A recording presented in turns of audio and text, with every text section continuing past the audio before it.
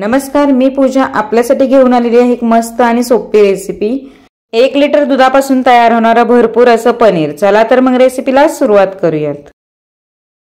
पनीर तयार करण्यासाठी सगळ्यात अगोदर लागतं म्हणजे दूध। ह्या ठिकाणी मी 1 लिटर दुधाचं पाऊच घेतलेलं आहे। अमूल ताजा टोंड मिल्क वापरते। तुमच्याकडे जे दूध अवेलेबल असेल ते तुम्ही वापरू शकता।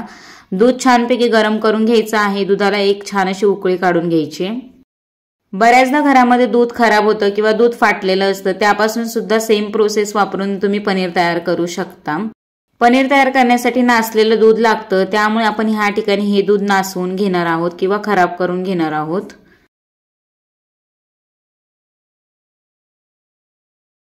दूध छानपैकी गरम झालेलं आहे। दुधाला छान अशी उकळी सुद्धा आलेली आहे।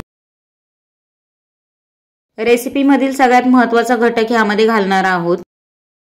दूध खराब करण्यासाठी ह्या ठिकाणी व्हिनेगरचा वापर करायचा आहे। 1 लिटर दुधासाठी मी 3 चमचे व्हिनेगर वापरते। तुमच्याकडे जर कमी क्वांटिटीमध्ये दूध असेल तर व्हिनेगर 1 ते 1.5 चमचाच वापरावं। व्हिनेगर घातल्यानंतर अशा पद्धतीने हे ढवळून घ्यायचं आहे व गॅसची फ्लेम मी लो ठेवायची। लो फ्लेमवरतीच ही प्रोसेस आपल्याला करायची आहे। जास्त व्हिनेगरचा वापर केला तर आपलं पनीर खाण्यासाठी आंबट लागतं किंवा ते थोडंसं कडक होतं, त्यामुळे व्हिनेगर मापातच घालायचंय। व्हिडिओमध्ये पाहत असाल व्यवस्थित असं दूध फाटलेलं आहे। गॅसची फ्लेम मी बंद करून घ्यायची व एक चाळण घ्यायची, त्यावरती सुती कापड किंवा रुमाल ठेवून घ्यायचा आहे व हे नासलेलं दूध आपल्याला ह्यावरती ओतून घ्यायचं आहे व लगेचच ह्यामधलं एक्स्ट्राचं पाणी जे आहे ते काढून घ्यायचं आहे, जसं व्हिडिओमध्ये तुम्ही पाहताय।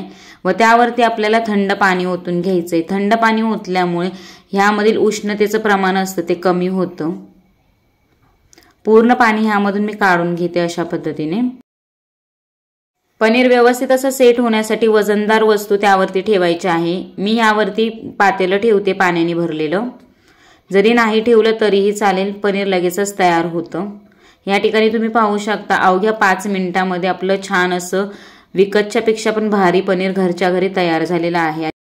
पनीर सेट झाल्यानंतर किंवा सेट होताना फ्रीजमध्ये किंवा फ्रीजरमध्ये ठेवण्याची आवश्यकता नाही। रूम टेम्परेचरवरतीच 5 मिनिटात हे पनीर सेट झालेलं आहे।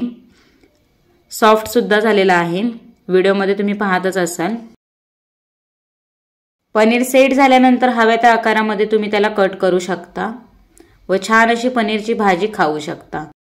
आजची आपली रेसिपी युजफुल वाटली तर रेसिपीला लाईक करा व आपल्या चॅनलला सबस्क्राईब करायला विसरू नका। अशा छान छान व इंटरेस्टिंग रेसिपी पाहण्यासाठी आपल्या चॅनलला कनेक्ट राहा। आजची रेसिपी पाहिल्याबद्दल धन्यवाद।